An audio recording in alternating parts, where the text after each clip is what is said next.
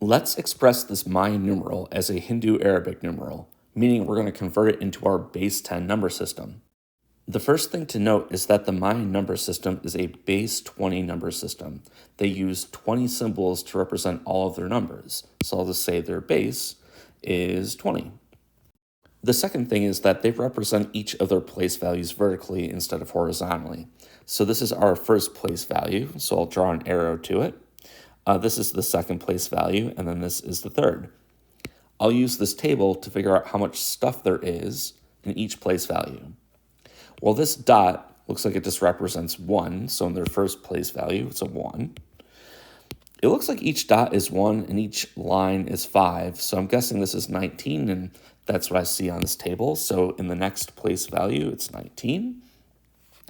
And I'm guessing this is 8, and it is according to the table. So in the largest place value, we get 8. We can now expand this number system into a base 10 system as follows.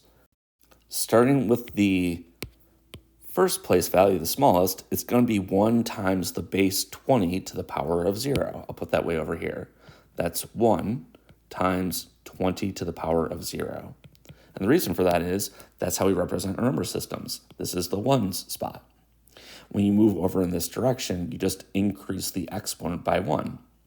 So here, next, in this place value, it's going to be 19 times 20 to the power of 1.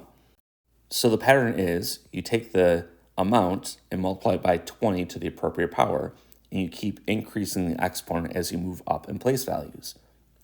So you'd think that this last one would simply be 8 times 20 to the power of 2, and that would be it.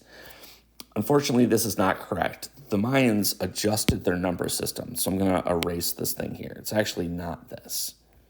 What they did was, instead of doing 20 squared, which is 20 times 20, they said, let's just replace this with 18 times 20.